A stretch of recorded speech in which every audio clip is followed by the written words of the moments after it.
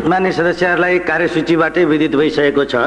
अब म मान्य मदन कुमार भण्डारीलाई टनकपुर बाँध परियोजनासँग सम्बन्धित सम्झौता दुवै सदनको संयुक्त बैठकको क्षेत्राधिकारको विषय भएकोले प्रतिनिधि सभामा छलफल नगरियोस् भनी प्रस्ताव प्रस्तुत गर्न अनुमति दिन्छु।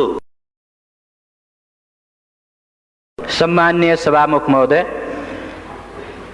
आज चैत्र 24 गते हो।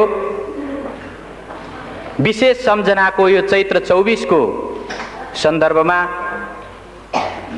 1 मिनेट म केही कुराहरू भन्नको निम्ति म अनुमति चाहन्छु। 2046 साल चैत्र 24 गते निर्दलीय पञ्चायती व्यवस्थाको विरुद्ध जुन संयुक्त राष्ट्रिय जनआन्दोलन भयो, त्यसको सर्वोच्च उभारको दिन हो र सबभन्दा धेरै आन्दोलनकारीहरूले शहादत प्राप्त गरेको दिन हो। त्यस अघि पछि पनि आन्दोलनमा शहादत प्राप्त गर्ने धेरै आदरणीय शहीदहरू हुनुहुन्छ, जसको रगत पसिनाले यो व्यवस्था, यो संविधान र यी हक अधिकारहरू हामीलाई उपलब्ध भएका छन्। आजको यस विशेष अवसरमा म उहाँहरू सबैलाई हाम्रो दलको तर्फबाट हार्दिक श्रद्धाञ्जली व्यक्त गर्न चाहन्छु। सभामुख महोदय, यो संयोगको कुरा हो कि आज चैत्र 24 गतेकै दिन हामी संविधानको सर्वाधिक महत्त्वपूर्ण प्रावधानसँग सम्बन्धित सवालमा श्री 5 को सरकारले गरेका काम क्रियाकलापहरू माथि टिप्पणी गर्न र तिनीहरू संविधान सम्मत छन् कि छैनन्, नियम कानुन सम्मत छन् कि छैनन्, राष्ट्रको हितलाई तिनीहरूले प्रतिनिधित्व गर्छन् कि गर्दैनन्, अथवा तिनीहरूले राष्ट्रको अहित गरेका छन् भन्ने कुरा अभिव्यक्त गर्नको निम्ति आज यो सेसनमा, यो अवसरमा चर्चा गरिरहेका छौँ। सभामुख महोदय, अहिले भर्खरै माननीय जलस्रोत राज्य मन्त्रीले टनकपुर परियोजना सम्बन्धी सम्झौताको जुन प्रस्ताव प्रस्तुत गर्नुभयो, त्यस सम्बन्धमा हाम्रो दलको तर्फबाट, प्रतिपक्षको तर्फबाट त्यो सम्झौताको बारेमा, त्यो प्रस्तावको बारेमा, त्यसमा भएका विषयवस्तुहरूको बारेमा हाम्रो आपत्ति, हाम्रो विरोध र यो प्रस्तावलाई प्रतिनिधि सभामा प्रस्तुत गर्नु संविधान सम्मत हुँदैन, नियम कानुन सम्मत हुँदैन र यसलाई यहाँ प्रस्तुत गर्ने र छलफल गर्ने कुरा संविधान र नियम कानुनको उल्लङ्घन गर्ने कुरा हो। त्यसो हुँदा यसलाई यहाँ प्रस्तुत नगरियोस्, यसलाई यहाँ छलफल नगरियोस् भन्नको निम्ति आफ्नो प्रतिवादको बारेमा म 1-2 शब्द अगाडि भन्न चाहन्छु। सभामुख महोदय, हामीलाई सम्झना छ, हामीलाई थाहा छ, नेपालको संविधान 2047 को 126 को उपधारा 4 मा नेपालको प्रादेशिक अखण्डतामाथि असर पार्ने खालको कुनै पनि काम सिंगै संसदले एकमतले पनि गर्न सक्दैन, सर्वसम्मत भएर पनि गर्न सक्दैन। तर जब हामी टनकपुर परियोजना सम्बन्धी सम्झौताको बारेमा छलफल गर्छौं, जब हामी त्यस बारेमा मूल्याङ्कन गरिरहेका हुन्छौं, त्यसबेला स्वाभाविक रूपले यो प्रश्न पनि उठ्न सक्छ कि वास्तवमा 2048 साल मङ्सिर 19 देखि 25 सम्म प्रधानमन्त्री गिरिजाप्रसाद कोइरालाज्यूले भारत भ्रमण गर्नुहुँदा गर्नुभएको जुन सम्झौता हो, टनकपुर सम्झौता हो, त्यो टनकपुर सम्झौताको मस्यौदामा उल्लेख भएका जे विषयवस्तुहरू छन् त्यसलाई हेर्दा के वास्तवमा त्यसले हाम्रो प्रादेशिक अखण्डतालाई उल्लङ्घन गरेको छ भन्ने तर्क उपस्थित गर्न सकिन्न। अहिले भर्खरै मन्त्रीज्यूले त्यसका केही उल्लेखित पक्षहरूलाई यहाँ प्रस्तुत गर्नुभयो र नेपालले टनकपुर परियोजना सम्बन्धी बाँध निर्माण गर्नको निम्ति नेपालको भूमि उपलब्ध गरायो। भूमि उपलब्ध गराउने अधिकार, भूमि त्यस ढङ्गले दिने अधिकार संविधानले बहुमत प्राप्त भएको सरकारलाई या बहुमत प्राप्त दललाई दिएको छ कि छैन? सभामुख महोदय, हामी संविधानको प्रावधानलाई हेरेर, सम्बन्धित ऐन कानुनहरूलाई हेरेर र अरू कुनै नियमावलीहरूलाई हेरेर पनि हामी भन्न सक्छौं मुलुकको कुनै पनि त्यस्तो व्यक्ति वा निकाय छैन जसले यो मुलुकको 2.9 हेक्टर मात्रै होइन 1 इन्ची जमिन मात्रै पनि कुनै अर्को वैदेशिक राष्ट्रलाई दिन पाउँदैन र त्यो ढङ्गले दिने कुनै प्रावधान छैन। सभामुख महोदय, तर टनकपुर परियोजना सम्बन्धी सम्झौतामा त्यो कुरा गरिएको छ। म संविधानको 126 को उपधारा 3 तर्फ म ध्यानाकर्षण गराउन चाहन्छु। त्यो 3 मा उपधारा 3 मा के उल्लेख गरिएको छ भने कुनै पनि 126 को उपधारा 3 मा के उल्लेख गरिएको छ भने कुनै पनि सन्धि सम्झौताहरू यदि संसदले अनुमोदन गर्नुपर्ने सन्धि सम्झौताहरू छन् भने संसदले अनुमोदन नगरुन्जेलसम्म नेपालको हकमा त्यो लागू भएको मानिने छैन। सम्माननीय सभामुख महोदय, टनकपुर परियोजना सम्बन्धी सम्झौतामा हामी देख्छौं कि डिसेम्बर 5 मा 1991 को डिसेम्बर 5 मा जुन सम्झौता भयो त्यो सम्झौता गरिरहेकै बेला त्यो सम्झौताको टनकपुर सम्बन्धी सम्झौताको पहिलो लिखतमै पहिलो प्याराग्राफमै यो सम्झौतालाई डिसेम्बर 15 देखि कार्यान्वयन गरिने गरी यो सम्झौता गरिन्छ भनेर उल्लेख गरिएको छ। सम्माननीय सभामुख महोदय, संविधानको उल्लङ्घन गर्ने अधिकार बहुमत प्राप्त गरेको दललाई छ कि छैन? प्रधानमन्त्रीलाई छ कि छैन? कुनै पनि एउटा त्यस्तो व्यक्ति वा निकायलाई छ कि छैन? सम्माननीय सभामुख महोदय, संविधानको सर्वोच्चता अर्थात् संवैधानिक राजतन्त्र पनि संविधानभन्दा माथि हुन पाउँदैन भन्ने यो संविधान बहाल भइसकेपछि कुनै पनि एउटा व्यक्ति वा निकाय कसैले पनि संविधानभन्दा माथि रहेर वा संविधानका धाराहरूलाई उल्लङ्घन गरेर काम गर्न सक्दैन। तर यो टनकपुर परियोजना सम्बन्धी सम्झौतामा जो स्वाभाविक रूपले संसदले अनुमोदन गर्नु पर्थ्यो त्यो संसदमा प्रस्तुत गर्नु अगावै, संसदलाई जानकारी दिनु अगावै, संसदले अनुमोदन गर्नु अगावै, अझ जुन बेला सन्धि गरिँदै थियो, जुन बेला त्यसको ड्राफ्ट तयार हुँदै थियो, त्यस बेला नै वास्तवमा 10 दिन भित्रैमा या 5 डिसेम्बरमा त्यो सम्झौता गरेर 15 डिसेम्बरदेखि लागू गर्ने भनेर जुन त्यहाँ सम्झौता गरियो यो घोर संविधानको उल्लङ्घन हो र यस्तो संविधानको उल्लङ्घन भएको कुराप्रति यो सदनले, यो मुलुकले गम्भीरतापूर्वक लिने कि नलिने? आदरणीय सभामुख महोदय, हामी यो कुरालाई अत्यन्त गम्भीरताका साथ लिनुपर्छ भन्ने ठान्छौँ। स्वाभाविक रूपले टनकपुर परियोजना सम्बन्धी सन्धि भइसकेपछि यो सदनलाई थाहा छ योभन्दा अगाडि पनि 2टा वा त्योभन्दा बढी सेसनको अवधिभरि राष्ट्रले यसबारेमा चर्चा परिचर्चा गरेको छ। सबै सन्धि सम्झौताहरू संसदमा प्रस्तुत गरिनुपर्छ र टनकपुर सम्बन्धी जुन सम्झौता हो यो सम्झौता सदनमा प्रस्तुत गर्ने र सदनद्वारा अनुमोदन गरिनुपर्ने सम्झौता हो भनेर हामीले प्रतिपक्षको तर्फबाट यही सदनमा र योभन्दा अगाडिका सेसनहरूमा पनि हामीले दृढतापूर्वक उठाएका छौँ।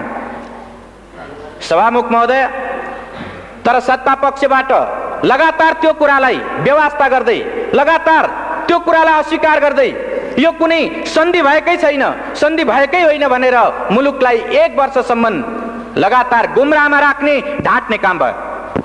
आदरणीय सभामुख महोदय, हामीलाई सम्झना छ त्यसबेला सरकारले टनकपुर सम्बन्धी सन्धि सम्झौताको सम्बन्धमा चर्चा गर्दा वास्तवमा टनकपुर परियोजनामा महाकाली नदीको जुन ठाउँमा टनकपुर परियोजना बनेको छ त्यो भारतीय नदी हो र त्यस ठाउँमा नेपालको अधिकार छैन भन्ने जिम्मेदार मन्त्रीहरूले, सत्तापक्षका जिम्मेदार माननीयहरूले त्यो कुरा राख्नु भएको थियो।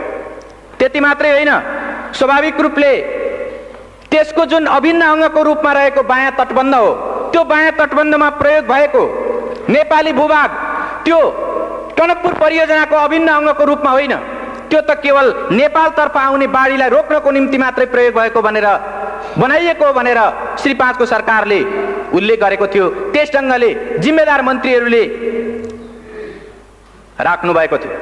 सम्माननीय सभामुख महोदय, प्राकृतिक स्रोतको उपयोगको बाँडफाँड भएको छैन, त्यसबाट मुलुकको कुनै अहित भएको छैन, बरु भारतले शुभेच्छा स्वरूप पानी र बिजुली नेपाललाई प्रदान गरेको छ भन्ने यस किसिमले सत्तापक्षबाट जुन कुरा उल्लेख गरिएको थियो हामीलाई सम्झना छ त्यो गलत हो। श्री 5 को सरकारले गरेका ती कुराहरू गलत छन्, जनतालाई गुमराहमा पार्ने खालका छन्, राष्ट्रको हितलाई हानि पुर्याउने खालका छन्, आघात पार्ने खालका छन्, संविधानलाई मिच्ने खालका छन् भनेर मुलुकले 1 वर्षसम्म लगातार सदनभित्र र बाहिर समेत चर्चा परिचर्चा चलायो र त्यसै सन्दर्भमा राष्ट्रको हितलाई, संविधानको मर्यादालाई र ऐन कानुनको मर्यादालाई पालन गर्नुपर्छ भन्ने सन्दर्भमा मुलुकले अभियान चलाउँदा धेरै होनहार नागरिकहरूको, धेरै त्यस्ता देशभक्तहरूको जीवन पनि गएको छ, धेरैले बलिदान पनि दिनु परेको छ। चाहे त्यो 48 साल चैत्र 24 गतेको घटनाको कुरा होस्, चाहे त्यो कावासोतीको भारतीय प्रधानमन्त्री नेपालमा आइरहेको बेला एउटा ज्ञापन पत्र दिनको निम्ति स्वयं टनकपुरको छेउबाट आएको जुन एउटा ज्ञापन पत्र दिने दल थियो, त्यो दलमाथि नवलपरासीको कावासोती भन्ने ठाउँमा जुन गोलीकाण्ड भयो, यस खालका घटनाहरूबाट मुलुकले धेरै आहत हुनु परेको छ। मुलुकमा यो टनकपुर परियोजना सम्बन्धी सवालमा, यसको प्रकृति निर्धारण गर्ने सवालमा सरकारले जनता र राष्ट्रलाई गुमराह गर्न खोजेको कुराको विरुद्ध देशभक्तहरूले आवाज उठाउँदाखेरि धेरै रगत बगाउनु परेको छ। हामी ती कुराहरूलाई बिर्सन सक्दैनौँ। स्वाभाविक रूपले टनकपुर परियोजना सम्बन्धी सम्झौता भएको 11 महिनापछि जब भारतका प्रधानमन्त्री नेपालको भ्रमणमा आउनुभयो, त्यसबेला केही स्पष्टीकरणहरू थपिए। म यहाँ यो सम्झना गर्नु वाञ्छनीय ठान्छु।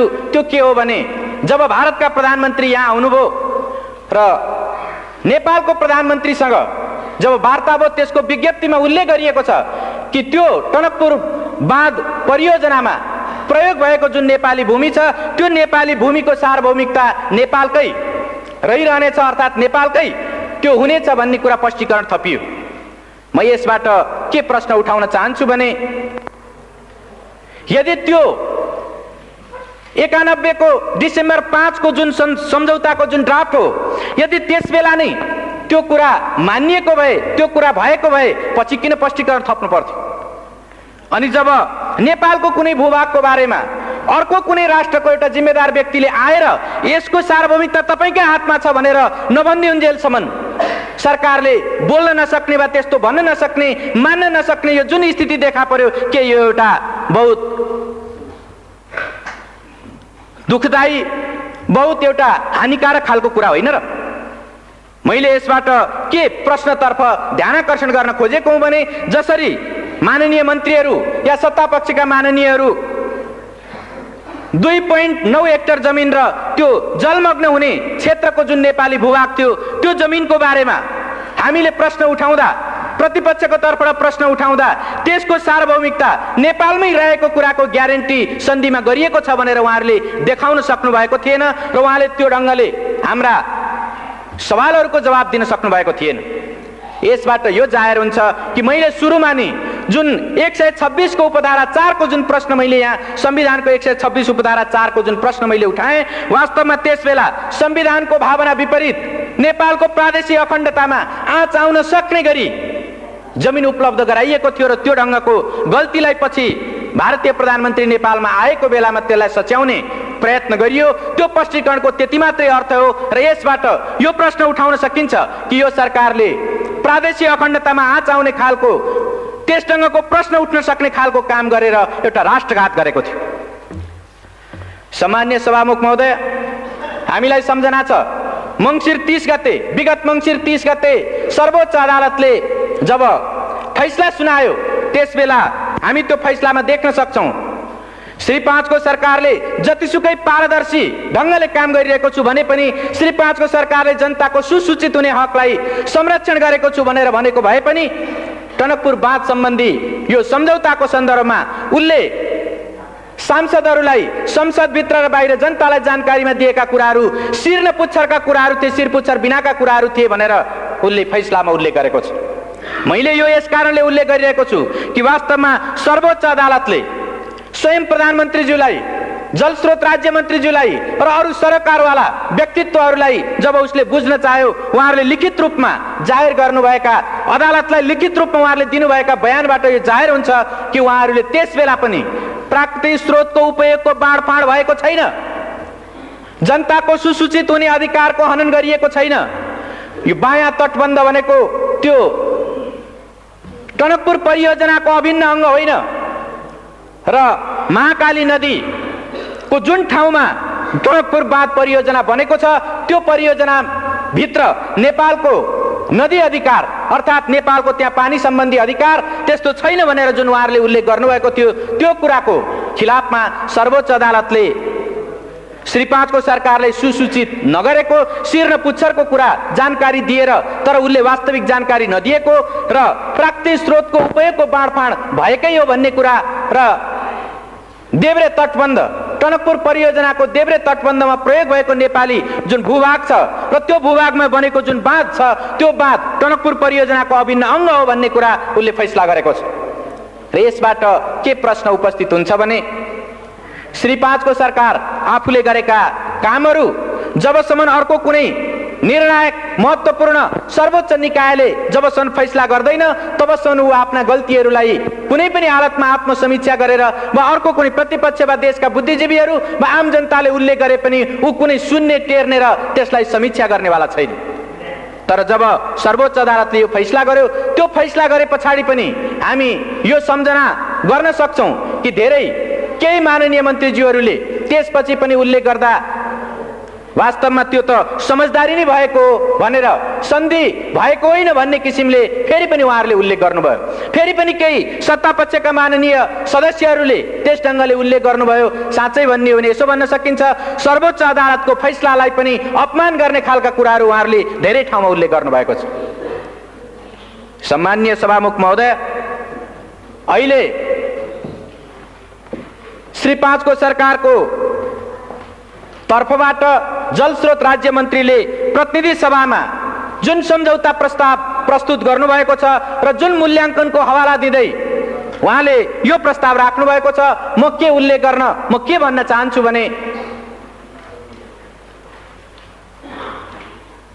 श्री 5 को सरकार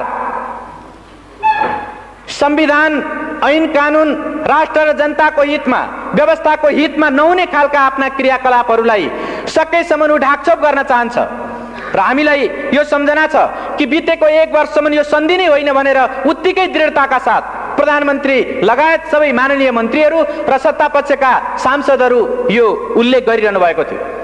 अहिले सर्वोच्च अदालतले फैसला सुनाइसकेपछि यो सन्धि हो र यसलाई संसदमा लगेर अनुमोदन गराउने सर्वोच्च अदालतको आदेश छ। हामी संसदको सर्वोपरिताको संसदको सम्मानको हामी आदर कदर गर्छौँ र सर्वोच्च अदालतको फैसलालाई हामी सम्मान गर्छौँ भनेर उहाँहरू धेरै व्याख्या विश्लेषण गरिरहनु भएको छ।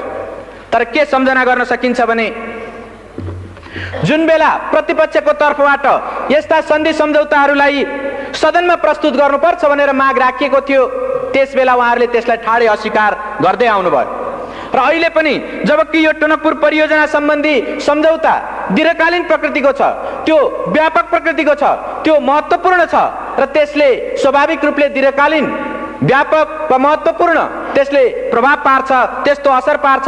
यस्तो सन्धिलाई साधारण प्रकृतिको भनेर त्यस्तो मूल्याङ्कन गर्दै उहाँहरू प्रतिनिधि सभामा साधारण बहुमतले पास गर्न सकिने रूपमा प्रस्तुत गर्दै हुनुहुन्छ।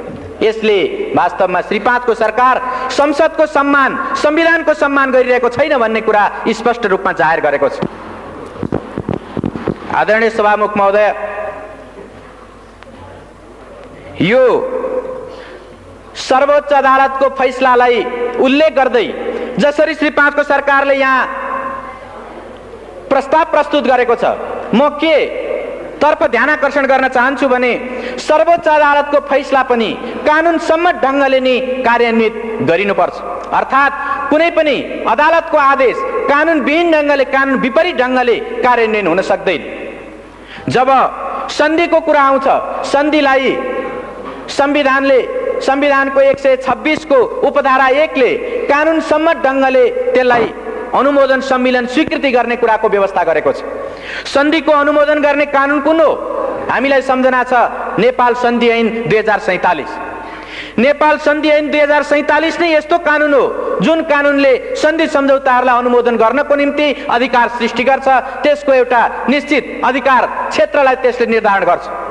तर हामीले अहिले भर्खरै सुन्यौं यो प्रस्तावमा श्री 5 को सरकारले सन्धि ऐनको कुनै उल्लेख नगरिकन केवल संविधानको 126 धाराको उपधारा 2 को प्रतिबन्धात्मक वाक्यांशलाई प्रतिबन्धात्मक पक्षलाई उल्लेख गर्दै अनि प्रतिनिधि सभा नियमावलीको 219 का उपधाराहरूलाई उल्लेख गर्दै उसले यो प्रस्तुत गरेको छ। यसले के जाहेर गर्छ भने यो प्रतिनिधि सभा नियमावली भनेको निश्चित रूपले एउटा प्रक्रिया निर्धारण गर्ने कानुन हो। यो अधिकार सृष्टि गर्ने होइन, प्रक्रिया निर्धारण गर्ने कानुन मात्र हो। तर जुन अधिकार सृष्टि गर्ने कानुन हो, अधिकार सृष्टि गर्ने जुन व्यवस्था हो, ऐनको व्यवस्था हो, त्यो भनेको 2047 को सन्धि ऐन नै हो। त्यो सन्धि ऐनको उल्लेख श्री 5 को सरकारले यसमा गरेको छैन। त्यसको कारण के हो भने सन्धि ऐनमा स्वाभाविक रूपले संविधानको धारा 126 को उपधारा 2 का जे जति पनि सन्धि सम्झौताहरू छन् त्यस्तो सन्धि सम्झौताहरूलाई संयुक्त सदनको 2/3बाट अनुमोदन गर्नुपर्छ भन्ने त्यसले सुस्पष्ट व्यवस्था गरेको छ। तर संविधानको यो भावना र ऐन कानुनको यो पक्षलाई सर्वथा विस्मृतिमा राखेर, त्यसलाई बिर्सेर या त्यसलाई उल्लङ्घन गरेर त्यसलाई आदर गर्न नचाहेर श्री 5 को सरकारले केवल सर्वोच्च अदालतको फैसलामा रहेको यो पक्षलाई कि श्री 5 को सरकारले मूल्याङ्कन गरेर प्रतिनिधि सभा वा संयुक्त सभामा लैजाओस् भन्ने त्यो पक्षलाई मात्रै उल्लेख गरेर उसले प्रतिनिधि सभा नियमावलीका केही धाराहरूलाई टेक्दै यस सभामा यो सदन समक्ष प्रस्तुत गरेको छ। स्वाभाविक रूपले मैले अघि नै भने सर्वोच्च अदालतका फैसलाहरू पनि कानुनसम्म ढङ्गले मात्रै कार्यान्वित हुन सक्छन् र स्वाभाविक रूपले कानुनभित्र पनि प्रक्रिया निर्धारण गर्ने कानुन होइन, अधिकार सृष्टि गर्ने कानुन अन्तर्गत नै त्यसको कार्यान्वयन हुनुपर्छ। त्यसो भएको हुनाले सरकारको यो सन्धि प्रस्तावमा जुन कानुनलाई टेकेर, जुन धारा उपधाराहरूलाई टेकेर यो प्रस्तुत गरिएको छ त्यो स्वाभाविक रूपमा कानुन विपरीत छ। सरोकारवाला विषयमा त्यो कानुन सम्मत छैन। सम्मान्य सभामुख महोदय, त यो परिस्थितिमा हामी के भन्न सक्छौँ भने श्री 5 को सरकारले एक खालको पूर्वधारणा बनाएर त्यस अनुरूप मूल्याङ्कन गर्ने कुरा या त्यस अनुरूप आफ्ना धारणाहरू निश्चित गर्ने र त्यस ढङ्गले कार्यान्वयन गर्ने कुरा उसले गर्दै आएको छ।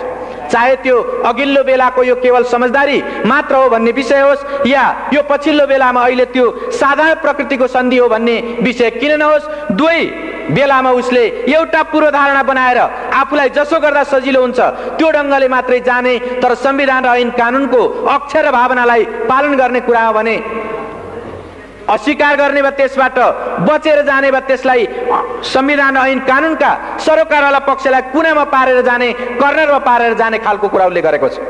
त्यसो भएको हुनाले जसरी अहिले श्री 5 को सरकारको यो मूल्याङ्कनभित्र साधारण प्रकृतिको भनेर यसमा प्रस्तावमा उल्लेख गरिएको छ र यो सदनमा प्रस्तुत गरिएको छ, हामीलाई यो सम्झना छ या हामी यो बारेमा वाकिफ छौँ, जानकार हुन सक्छौँ कि संविधानको 126 को उपधारा 2 भनेको स्वाभाविक रूपले जुन निश्चित सन्धि सम्झौताहरूलाई संयुक्त सदनको 2/3 समर्थन गर्नुपर्छ, 2/3 अनुमोदन गर्नुपर्छ भनेर उल्लेख गरेको छ। संविधानको मूल भावना त्यही हो। त्यसो भएको हुनाले त्यसभित्र जुन प्रतिबन्धात्मक पक्ष छ, प्रतिबन्धात्मक अंश छ, त्यसको निम्ति यो साधारण प्रकृतिको, यो अल्पकालीन हो, यो दूरगामी प्रभाव पार्ने होइन, यो त्यस्तो महत्त्वपूर्ण होइन भन्ने त्यसको विशेष स्थिति सरकारले पुष्टि गर्न सक्नुपर्छ। सरकारले त्यस्ता प्रमाणहरू प्रस्तुत गर्न सक्नुपर्छ। तर हामी सिङ्गो त्यो मूल्याङ्कन प्रस्तावलाई अध्ययन गर्दा सरकारले त्यो खालका कुनै तथ्यहरू प्रस्तुत गरेको हामी पाउँदैनौँ, उसले प्रस्तुत गर्न सकेको छैन। प्रश्न उठ्न सक्छ, यो टनकपुर सन्धि, टनकपुर जलविद्युत परियोजना सम्बन्धी जुन सन्धि सम्झौता हो यो अल्पकालीन हो कि दीर्घकालीन हो? निश्चित रूपले यो एउटा सापेक्ष कुरा हो। सर्वोच्च अदालतले पनि भनेको छ यो एउटा सापेक्ष कुरा हो। तर सापेक्षताकै अर्थमा लिँदा पनि यसको व्याख्या कसरी गर्ने, अल्पकालीनता र दीर्घकालीनताको व्याख्या कसरी गर्ने? म के प्रश्न उठाउन चाहन्छु भने एउटा संसद 5 वर्षको हुन्छ, सामान्यतया विशेष स्थिति आएन भने त्यो 5 वर्षको हुन्छ। यदि 6 वर्षको निम्ति कुनै सन्धि हुन्छ भने त्यो अल्पकालीन हो कि दीर्घकालीन हो? एउटा संसदबाट अर्को संसदमा ट्रान्सफर हुने त्यस खालको सन्धि हुन्छ भने, 5 वर्षभन्दा बढ्ताको सन्धि हुन्छ भने त्यसलाई दीर्घकालीन भन्न सकिन्छ कि सकिँदैन? सभामुख महोदय, नेपालीहरूको आयु, औसत आयु 52 वर्ष छ। 52 वर्षसम्म, 50-52 वर्षसम्म कायम हुने सन्धि हो भने त्यो अल्पकालीन हो कि दीर्घकालीन हो? सभामुख महोदय, त्यति मात्रै होइन, टनकपुर परियोजना सम्बन्धी जब त्यो सन्धिको मजमुनलाई हामी हेर्छौँ कि त्यो ठाउँमा नेपालले जुन भूमि उपलब्ध गराएको छ या अन्य विभिन्न कुराहरूको जुन कन्ट्रिब्युसन गरेको छ, त्यो कन्ट्रिब्युसनको कुरालाई लिएर हेर्ने हो भनेदेखि त्यसमा यो सन्धिको कुनै अवधि, कुनै त्यस्तो भोगाधिकारको कुराहरू, जमिनको उपभोग गर्ने अवधिको कुराहरू कुनै उल्लेख गरिएको छैन। जब यो उल्लेख गरिएको छैन भने स्वाभाविक रूपले अनुमान गर्न सकिन्छ जबसम्म त्यो टनकपुर बाँध रहन्छ, जबसम्म त्यो परियोजनाका प्राविधिक पक्षहरू निकम्मा हुँदैनन्, तबसम्म त्यो सन्धि कायम रहनेछ। यदि त्यस्तो हो भने हामी अरू धेरै, चाहे त्यो कोशीको होस् वा गण्डकीको होस् या महाकालीमा भएको शारदा नदीको कुरा होस्, शारदा ब्यारेजको कुरा होस्, त्यो ठाउँमा ती कुरालाई, त्यो प्रविधिको कुरालाई हेर्दै यो आधुनिक प्रविधिद्वारा निर्मित भएको टनकपुर बाँध परियोजना 100 वर्षभन्दा माथि टिक्न सक्छ भनेर भन्न सक्छौँ। 100 वर्षभन्दा माथि टिक्छ भने सभामुख महोदय, यसलाई दीर्घकालीन भन्ने कि अल्पकालीन भन्ने? अर्कोतिर स्वाभाविक रूपले यो व्यापक होइन भन्ने त्यस ढङ्गको निष्कर्ष मूल्याङ्कन प्रस्तावमा प्रस्तुत गरिएको छ। तर त्यो मूल्याङ्कन प्रस्तावकै एउटा हिस्सामा के उल्लेख गरिएको छ भने यसको मूल्याङ्कन गर्दा भारत भ्रमणमा प्रधानमन्त्रीले गएर गर्नुभएका अरू तमाम सन्धि सम्झौता र परियोजनाहरूको बारेमा पनि ख्याल गर्नुपर्छ भनेर उल्लेख गरिएको छ। जब एउटा सन्धिको एउटा विषयको बारेमा मूल्याङ्कन गरिरहेको बेला तमाम सन्धि सम्झौता, त्यस बेला गरिएका तमाम सन्धि सम्झौताहरूको परिप्रेक्ष्यलाई ख्याल गर्नुपर्छ भनेर भनिन्छ भने के यो दुई देश बीचको सम्बन्धलाई ख्याल गरिनुपर्छ भन्ने होइन र? व्यापारको कुरा या व्यापार वाणिज्यको कुरा, अरू तमाम क्षेत्रको, चाहे निर्माणको होस् या व्यापारको होस् या अन्य सम्बन्धको कुरा होस्, त्यो तमाम सवालमा ख्याल गर्नुपर्छ भनेर स्वयं यो मूल्याङ्कन प्रस्तावले उल्लेख गर्छ भने के यो व्यापक प्रकृतिको भएन र? सभामुख महोदय, स्वाभाविक रूपले यसलाई जसरी श्री 5 को सरकारले व्यापक होइन भन्दै, दीर्घकालीन होइन भन्दै, दूरगामी प्रभाव पार्ने छैन भन्दै जसरी प्रस्तुत गरेको छ, त्यो एउटा पूर्वाग्रह र एउटा पूर्वाग्रहमा त्यो आधारित छ र स्वाभाविक रूपले त्यो गलत छ। संविधान र ऐन कानुनको भावना विपरीत छ र त्यसै भएको हुनाले हामी यसलाई प्रतिनिधि सभामा छलफल गर्ने विषय होइन, प्रतिनिधि सभामा प्रस्तुत गर्नु मात्रै पनि वास्तवमा संविधानको भावनालाई उल्लङ्घन गर्नु हो भन्ने हामी ठान्छौँ। सभामुख महोदय, यसको अर्को पक्ष पनि छ। अर्को पक्ष के छ भने नेपालमा सामान्यतया भन्दै आइएको छ, हर कसैले भनिरहेको छ कि नेपालको सम्पत्ति भनेको जलस्रोत हो र यो जलविद्युत सम्बन्धी नेपालको जुन स्रोत हो वा जुन शक्ति हो त्यो 83,000 मेगावाट विद्युत क्षमताको छ। यो 83,000 मेगावाट विद्युत क्षमता भएको जलस्रोतको परिचालन गर्नको निम्ति कस्तो मेकानिजम, कस्तो खालको मेथड, कस्तो खालको तौर तरिका र कस्तो नीति अवलम्बन गर्ने हो भन्ने कुरा पनि यसबाट स्वाभाविक रूपले उपस्थित हुन्छ र यो टनकपुर सम्बन्धी जुन सन्धि भएको छ, यो सन्धिले स्वाभाविक रूपले भविष्यको निम्ति एउटा प्रेसिडेन्स, भविष्यको निम्ति एउटा नजिर पनि स्थापित गर्छ।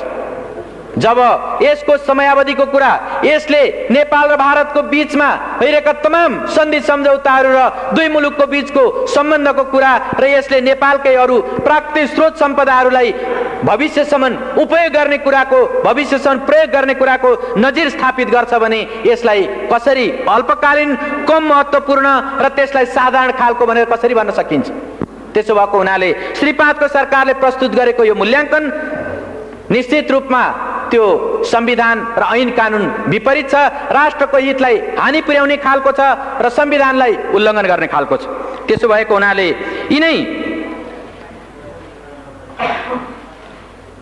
यिनै विषयहरूलाई आत्मसात गरेर, यिनै कुराहरूलाई हृदयङ्गम गरेर हामीले टनकपुर सम्बन्धी यो सन्धि प्रस्तावलाई प्रतिनिधि सभामा प्रस्तुत गर्नु र प्रतिनिधि सभामा छलफल गर्नु यो संविधान विपरीत हो भन्ने त्यो मान्यता राखेर हामीले एउटा प्रस्ताव हाम्रो विभिन्न प्रतिपक्षी सांसदहरूले सही गरेर माननीय सभामुख समक्ष हामीले प्रस्तुत गरेका छौँ र त्यो प्रस्तावलाई म यहाँ पढेर सुनाउन चाहन्छु। माननीय सभामुख महोदय, टनकपुर बाँध परियोजनासँग सम्बन्धित सन्धि दुवै सदनको संयुक्त बैठकको क्षेत्राधिकारको विषय भएकोले प्रतिनिधि सभामा छलफल नगरियोस्।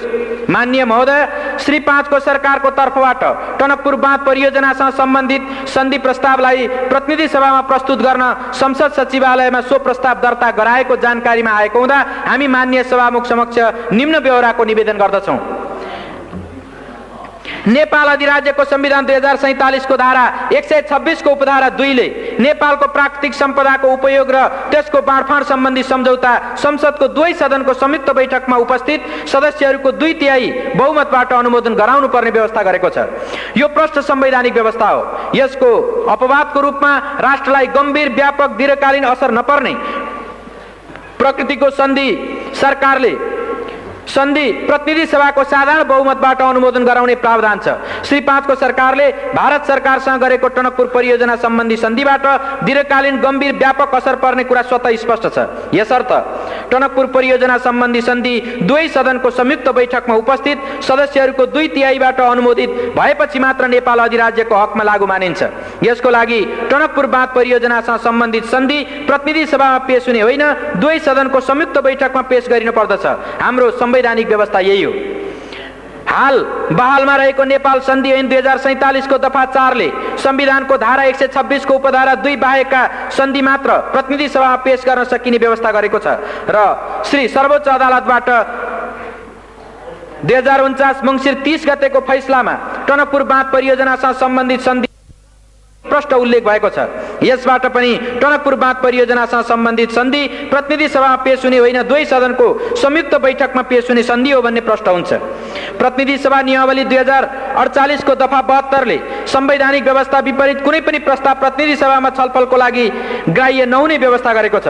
टनकपुर परियोजना सम्बन्धी सन्धि प्रस्ताव प्रतिनिधि सभामा छलफलको लागि प्रस्तुत हुन संविधानको धारा 126(2) र सन्धि ऐनको दफा 4 र 5 को विपरीत हुने हुँदा प्रतिनिधि सभा नियमावलीको दफा 72 बमोजिम यस्तो प्रस्तावलाई प्रतिनिधि सभाको कार्यसूचीमा राखी छलफल गर्न मिल्दैन। टनकपुर परियोजना सम्बन्धी सन्धि प्रस्ताव प्रतिनिधि सभाको कार्यसूचीमा राखी छलफल गरियोस् भनी श्री 5 को सरकारले संसद सचिवालयमा दर्ता गराएको प्रस्तावमाथि उल्लेखित प्रकारले संविधान र कानून संगत नभएको हुँदा यो प्रस्ताव खारेज गरियोस् भनी माननीय सभामुख समक्ष सादर अनुरोध गर्दछौं। साथै टनकपुर परियोजना सम्बन्धी सन्धि प्रस्तावमाथि छलफल गर्न र निर्णय गर्न संविधानको धारा 126(2) र सन्धि ऐन 2047 को दफा 5 बमोजिम दुवै सदनहरूको संयुक्त बैठक बोलाउन माननीय सभामुख महोदयसँग अनुरोध गर्दछौं। सदनको संयुक्त बैठक र संयुक्त समितिको नियमावली 2048 को दफा 18 ले श्री 5 को सरकारले सन्धि सम्झौताहरू संयुक्त बैठकमा प्रस्तुत गर्न चाहेमा सोको व्यवस्था गरेको छ। तर श्री 5 को सरकारले नचाहँदा संसदको आफ्नै पहलमा दुवै सदनको संयुक्त बैठक बोलाउने बारे कुनै दफामा प्रष्ट उल्लेख भएको पाइँदैन। संविधानको धारा 126(2) ले दुवै सदनको संयुक्त बैठकको व्यवस्था गरेको छ। श्री सर्वोच्च अदालतको फैसलाबाट टनकपुर परियोजना सम्बन्धी सन्धि संविधानको धारा 126(2) अन्तर्गतको हो भनी ठहर भएको छ। संसदको संयुक्त बैठक र संयुक्त समिति कार्य सञ्चालन नियमावली 2048 को दफा 35 ले माननीय सभामुखलाई बाधा अड्काउ फुकाउने अधिकार प्रदान गरेको छ।